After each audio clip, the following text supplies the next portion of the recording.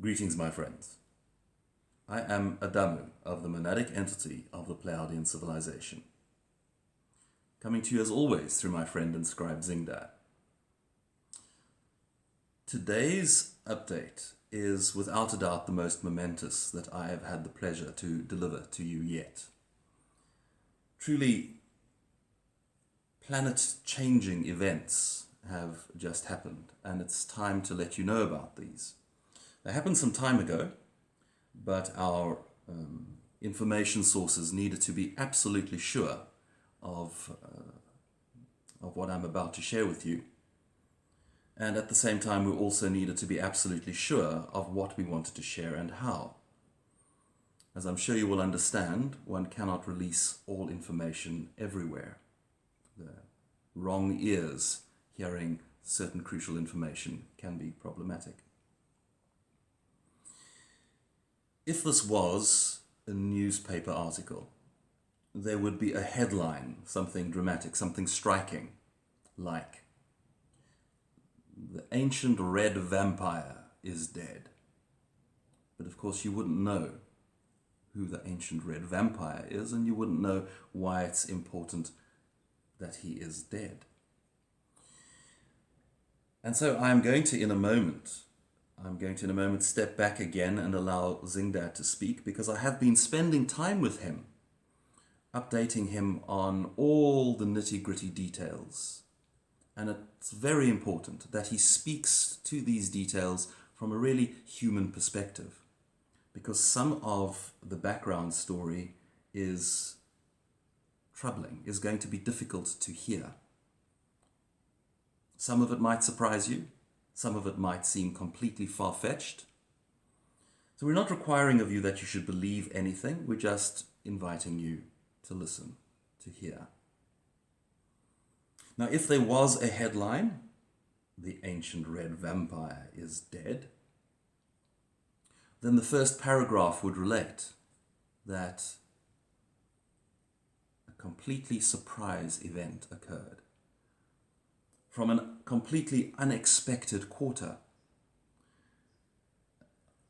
One of the most troubling and contentious beings that ever resided on planet Earth came to its end. And with the ending of this being's existence on planet Earth, everything changes. The entire game changes.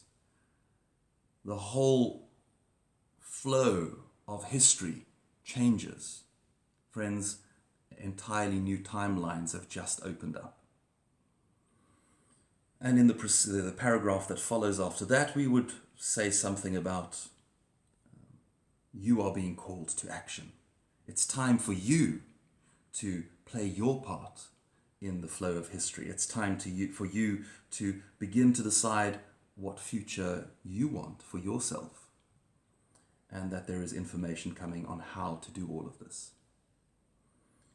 But as I say, in order to share this information, there's so much background that is required, so much of this background that is so sensitive, that I have asked Zingdad to speak to this on my behalf. So with that, I'm going to take a step back and allow Zingdad to speak to you directly. I am Adamu of the monadic entity of the Pleiadian civilization, coming to you as always through Zingdad.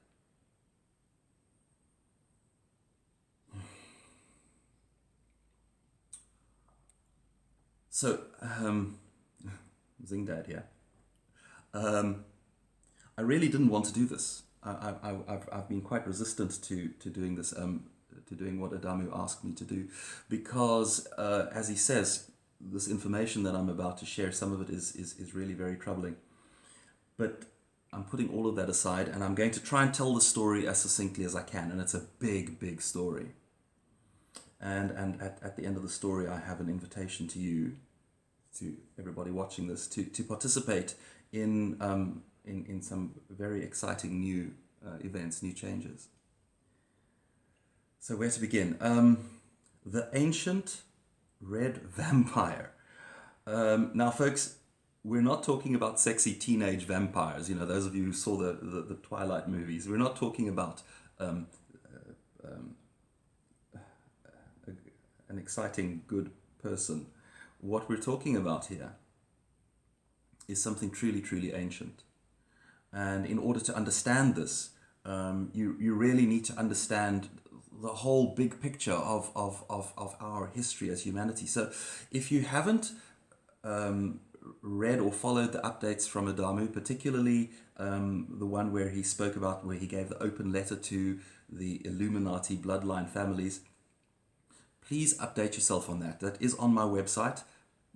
Please know what we're talking about here, because otherwise there's too much for me to tell. But in the briefest of nutshells, way back in what would be our prehistory, there's no historical record. This is a time before our prehistory. Only our myths refer to these times when the gods walked the earth. And all of the pantheons, the Hindu pantheon, the pagan pantheons, the Norse gods, all of these pantheons, all of these mythical stories actually refer to people that many thousands of years ago, beings that were here, and they were actually, I suppose we would call them aliens. They were here with amazing technology, and the earth beings at the time saw them as being supernaturally powerful, and also they had very long lives, so they were seen to be gods. And there came a time when the gods had to leave. Long story, I'm not going to get into all of the details. The gods had to leave, these aliens had to leave. And a quarantine was thrown around the planet. And so they slipped out of our memories and became myths. But before they left, they taught their, I suppose one would call them the high priests, they taught their inner circle of humans all kinds of things. Now some of these ancient gods were beings of very high frequency, very high consciousness. And some of them seemed to be really, truly immortal, because they would use herbal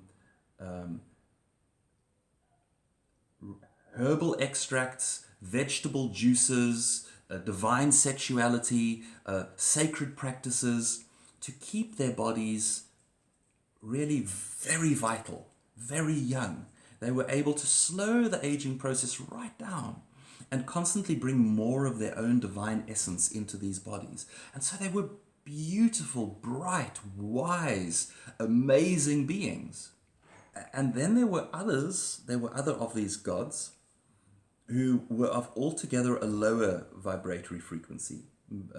Beings who, in the normal sense, like you and I, were mortal, but just had very high technology. And some of them were also of quite a dark energy. I suppose we would almost call them evil.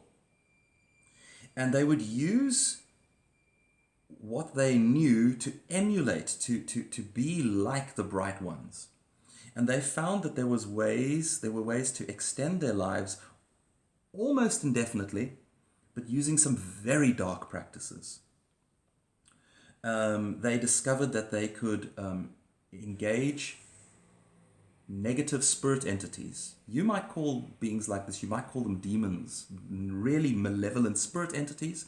Get them to feed them energy and use dark rituals of abuse and torture of their minions, their human minions, to release pain energy that would feed these demons. And they would, instead of using vegetable juices and herbs, they would use blood sacrifices, blood rituals, and either bathe in or ingest this blood. Really gross, horrible, painful, shocking practices that they used to extend their lives, as I say, almost indefinitely. So there's this light path and there's this dark path. Now the gods of the light path knew that the human beings that were theirs to look after were not ready for this kind of information, and they were not of the high enough frequency to be able to do this, to extend their lives like this. And so when it was time for them to leave, they took their information with them. The gods of the dark path had a different idea. They thought when the quarantine is over, they want to own the planet. And so they taught some of their followers, their earth followers, how to do these things. And when you add this all up, you get somebody, a human being, who has information, resources, the ability to be like a high priest of this dark path, who can extend their life greatly, can live for many hundreds or possibly even thousands of years, by engaging with these dark demonic entities, by engaging with these dark evil rituals, with a network of minions serving to bring innocent lives literally to the slaughter. And that is where these real vampires actually originate. It's not something sexy. It's not what you saw on TV and in the movies. It's really, really gross and evil. So that's what the vampire story is. Now,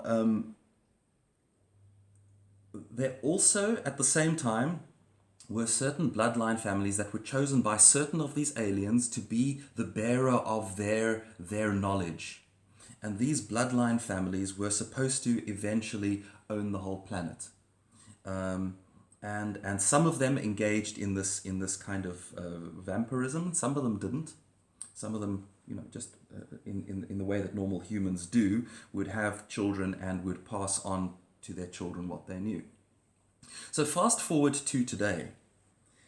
Now, these bloodline families are hidden completely behind the scenes. If you think you know somebody who's very powerful, know of somebody who's very powerful, CEO of a large multinational corporation, or a president of a country, or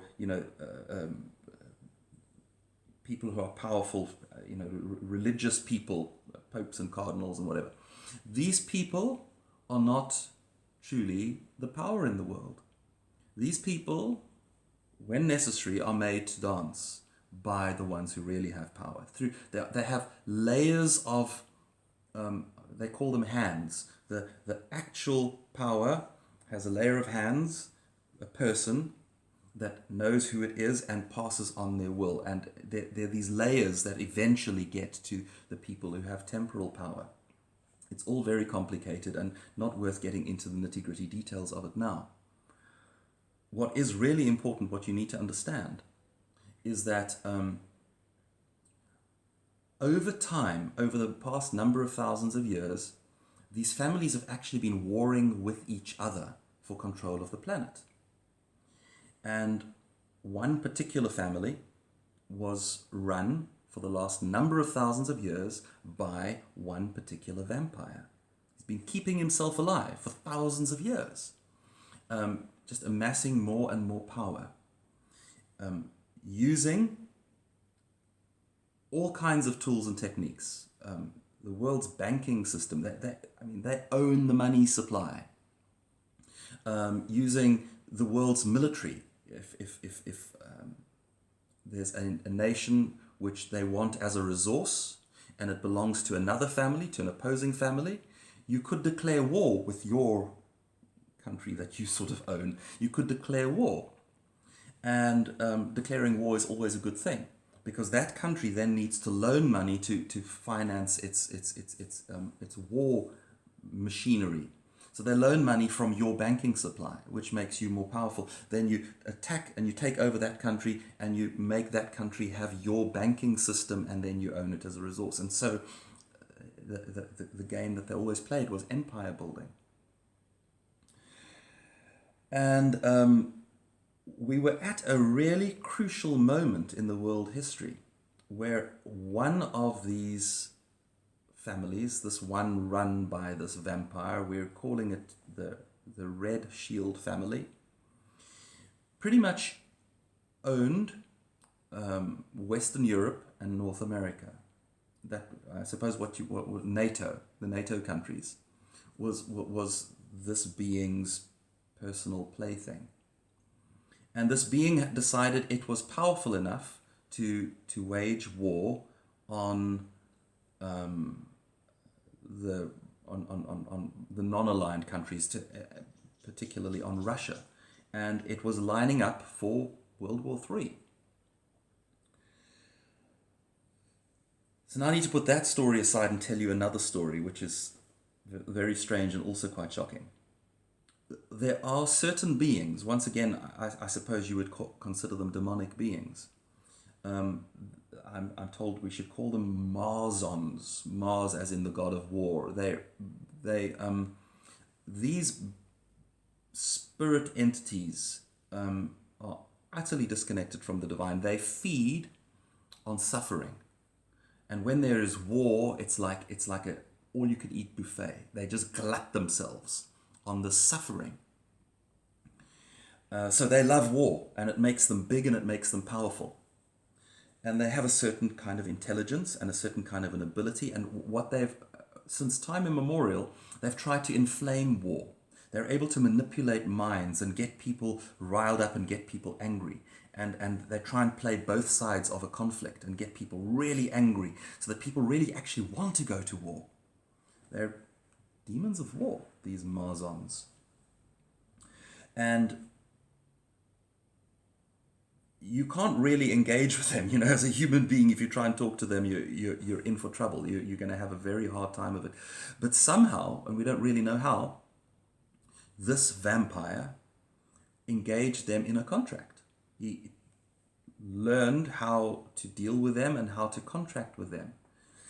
And in a mutual win-win situation, because he wants war, because he wins power, and so he creates war by on Earth by inflaming tensions and by using his manipulative skills, by using the financial power, by using the fact that he is in control of politicians, and he causes war. And then he tells the Marzons, on this day, in this place, from there, that's where the war is going to be.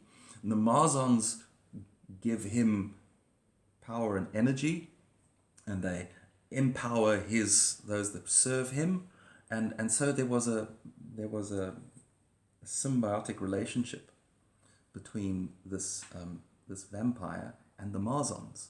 I know this is all a lot of information, a lot to take in, a lot of it's very weird, but there it is. World War III was about to be declared. The Marzons were about to have the feast of their existence, and this vampire was about to break the back of what he considered to be his enemies, and he was well on his way to owning the world, to world dominion through his organization, through his bloodline family. And then a few things started to go wrong. He was quite surprised the way Europe's union started to break. You'll recall the Brexit vote happened. Now, it's not necessarily so that this is a good thing or a bad thing from the human perspective. Maybe you think England needed to stay with Europe because unity is better and one Europe is better, and maybe that is politically. Maybe it's true politically, but there's a layer of behind the scenes story that the old vampire wanted a unified Europe. He actually wanted to turn Europe into like one block, one country with one army. And he also wanted then to unify Europe and America and make it one tool for his own use. That was his goal. That was his plan. And then Brexit happened, then he was trying to deal with that. And a little while later, there was the elections in America. And he had a very particular plan for how he wanted the elections to flow. Now, again, you might really dislike President Trump. You might have all kinds of negative thoughts about President Trump. And whatever you think, I have no problem. Your thoughts about him are your thoughts.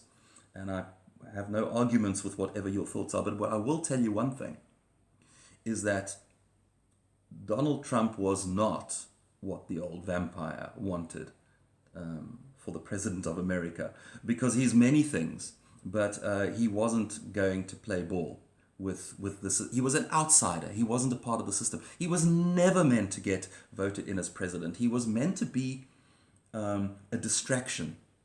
That's what he was meant to be. He was meant to mess up the votes, and then one of the desired candidates was meant to win. One of those who play the game of this vampire, and none of them knew who they were serving. It just seemed to be that there's this amorphous, they call it the deep state, this amorphous structure of people who have power from behind the scenes, layers of hands before you actually get to the old vampire who hides away, far, far, far away. And so things were heading in the wrong direction. And the old vampire decided it was time to take a hand. It was time to move his plans forward. He decided that if war happened in Europe, civil war happened in Europe with all of these migrants in Europe, if you could inflame there's a certain incompatibility, cultural incompatibility between the belief, the religion of the migrants in Europe and the European residents. There's incompatibility, and you could quite easily inflame these two and cause civil war, cause a raging open battlefield in Europe. And in America, well, you then declare Third World War with Russia. He then believed everything would fall into place. The people of Europe and America would immediately fall into place. Their fear would drive them to choose the way he wanted to choose. He would get the candidates he wanted. He would get a unified Europe. Everything would work for him. But something completely unprecedented and surprising happened. I can't get into the details of it, but an agent of, I don't know, of the light side, who is incarnated upon planet Earth, planted what I could only understand is a psychic trap.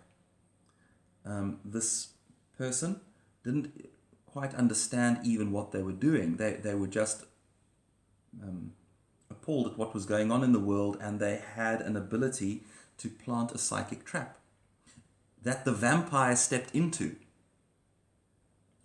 And precisely because this vampire is actually undead, I mean, literally undead, the body is dead. It's being artificially kept alive by these dark practices and by demonic influence. So that psychic trap, when it snapped shut, this vampire went into a coma. And it snapped shut at the moment the vampire issued the order. When the thought went through his brain, World War III, let's do it. Just as he was about to issue that order, it caused the psychic trap to snap shut. The details of exactly how this all works is a bit beyond me, but what's important is that the vampire went into a coma, a psychic shock. And not long thereafter, I mean, he was undead. I don't suppose you could say he died, but finally was unable to maintain his contact with his body and left this earth, and is now in the spiritual realms and has his own world of pain to deal with from there. But friends, I've been rushing through the story to get to this place, to relate to you that this changes absolutely everything. This ultimate puppet master that has been running the show from behind the scenes for thousands of years, that has been moving towards controlling the world, is dead. Though he belonged to a particular bloodline family, he didn't, he was thousands of years old. He didn't trust anybody. There were no friends, there were no great loves in this being's life. He didn't trust anybody. He truly believed that if he passed on all of his knowledge, if he passed on how to do what he does, how to keep himself alive for thousands of years, and how to contain and control the Marzons and all of this other information, he believed if he passed it on to another being, that other being would kill him. And they probably would, because then they don't need him. So he kept himself indispensable by being the only one who knew how to do these things.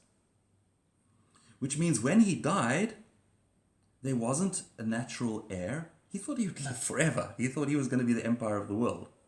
There wasn't a natural heir, and there wasn't the knowledge of how to do what he does, which meant his family schismed. He'd also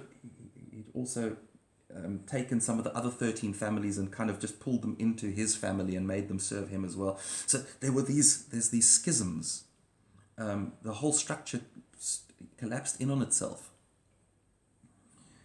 And you can actually see that if you look carefully, if you see what's going on in the world of politics, if you really looking at and trying to look at what's going on behind the scenes, you can see there's a real internal battle for control of government, for control of resources, and it's going on definitely in America. Look at this vitriolic left-right struggle, and also the left isn't united and the right isn't united. There's a lot of chaos going on behind the scenes. The deep state is in a state of chaos. Europe doesn't know which direction it's going, and this confluence that was happening is fragmenting.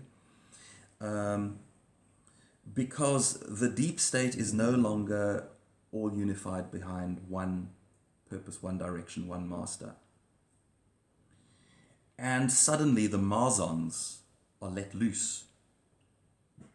Now you might notice, whatever your political affiliation is, and I don't think it's really important. Political affiliation is like, what's your favorite flavor? Do you like chocolate? Do you like vanilla? It's it's where you are in your life. I don't think it's actually important. But you might have noticed, whatever your political affiliation is, the people on the other side seem to have gone nuts, haven't they? I mean, people are just going crazy, becoming really extremist, and even if you're not political affiliation, whatever. I mean, there's racial tensions, religious tensions, and it's everywhere. It's like the world is just heating up and going insane. And there's a reason for this. The Marzons have lost their direction. They don't know where to go anymore. And they are just stinging every open nerve that they can find. They are making everyone angry that they can make angry. They're causing every division that they can cause, because they don't know how to do what the old vampire would have done. They don't know how to cause this Third World War that they were salivating over. So they're just doing everything that they can. But the problem for them is that they don't have their own innate divine energy source. They're using their energy reserves to trigger this stuff. And it's costing them. And so if the Third World War doesn't happen, they start to lose energy. They start to, I suppose, deflate. They get smaller and weaker and smaller and weaker. And they return to a state that they should have been, had it not been for this vampire causing them to be fed so egregiously, which is small, petty little energies that cause small, petty little discomforts. And there actually is an ancient purpose for them. They actually are meant to mop up pain energy. Fear, pain, frustration, anger. They're meant to mop it up, not meant to instigate it, not meant to be agents of war. Things have gone completely out of control. So here we are now. almost can't believe this crazy update that I'm delivering to you. But here we are now. Here we are in this state where suddenly what was happening, the inevitability of what was happening isn't happening. All of the plans that I suppose one would say the agents of the light, the galactics, all of these plans to deal with this vampire, all of these things fall aside. And we're sort of, okay, now what? And there are these Marzons creating all this chaos. So now what? Really what we need to do is just weather the storm, because really we can, a new age can now actually begin. We need to weather the storm, and we need to not allow a third world war, obviously, to happen. So what I'm going to be doing is I'm going to be teaching people how to heal their own psyches, how to heal themselves. This is what I can do. I'm not saying you have to be on this journey with me, but I'm inviting you to be on this journey with me. I'm going to be teaching people how to heal their own psyches. Because if your psyche is not healed, you can't be helping others. You can't be helping the planetary situation. If you have wounds in your consciousness, unhealed stuff, those places are where you are susceptible to being triggered by entities like the Marzons. That's where you find yourself being egregiously outraged by what's going on in the world. Either you're, read what President Trump has just tweeted and it makes you roar with anger, or if you, like President Trump, you see something that the left is doing and, they're snowflakes and they're crazy and we need to fight against them. Or if your possible trigger is racism, you're just noticing all this racism out there and it's making you outraged, or whatever the trigger that's available to you is being triggered, and it's making you angry, and it makes you hate people and makes you want to kill those people on that side. And if somebody says war, you're more ready for this than otherwise would ever be possible. So you need to heal yourself first. Now I've been doing a healing modality. I've been helping people and healing people as my gift, as what I do here on earth. And I've been called more recently to teach people how to do this, to teach people how to heal themselves, to teach people how to heal each other. So that's what I can do. I can help people to heal themselves and to heal each other, so that we become ever less susceptible. And then also, I've just yesterday been given an update from Adamu on what we can actually directly do about these Marzons. There's a technique that we can apply. You create a particular circle and you expand the circle, and it causes protection. The Marzons are disabled, are unable to act inside that circle. And to go around the planet and do this, to create these circles, I need collaborators. I need people who want to work with me on this. So I'm very much hoping to be able to do this, to get around the planet, to get to people where they are, to teach them how to heal themselves, and to help them create these circles. Now, there are no coincidences. I'm going to be coming to the United States in September. Depending on when you're watching this, it's just a few weeks away from me now. So if you're watching this shortly after I made it, September 2018, I'm going to be in Hawaii, and I also want to spend a little bit of time in other parts of the States. I'm hoping I can connect with some of you, and I'm hoping I can teach what I have to teach. So I had already planned this event. I'm still going to be teaching how to do soul reintegration. That's how to heal your soul. And as a part of the course, I will also be creating one of these Marzon-free zones, this dome of safe healing space. And perhaps it's possible, I don't know, perhaps it'll be possible for me to catch up with some of you in Los Angeles. I'm going to be also in LA, and I'm also going to be in New York for a few days. I don't know what I can do at such short notice. But nonetheless, after that, I'm going to be going to Europe next year, and then we'll see where I go. You don't have to do this with me, but really I invite you right now to engage with your own healing practice, to become conscious of where you are being triggered, and to be an agent of love in this time. Things are changing fast. The window of opportunity to new timelines is opening, and it's up to us to step into those timelines. There will be following updates. I'll be obviously talking more about this and sharing more. Adamu will probably be speaking as well more directly in future. So stay tuned. My invitation to you is to sign up for my free newsletter if you haven't already. I'll put the URL on the on this video. Sign up for my free newsletter. I will let you know when there's updates in this regard.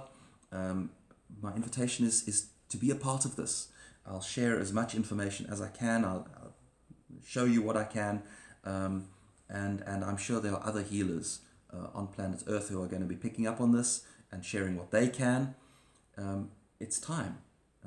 You've heard about the love revolution. Well, I think it is time for us to be the change that we've always desired, for us to be leading the charge towards love and oneness and connection and wholeness, because the greatest impediment to that has now been removed. So there we go. That wasn't so difficult. If you have questions or comments, please come and visit my website where this is posted. Please leave your comments so that I can know where you're at with this and what information you need going forward, so I can engage you in that conversation with future updates. Until next time, I love you all. This is Zingdad. Goodbye.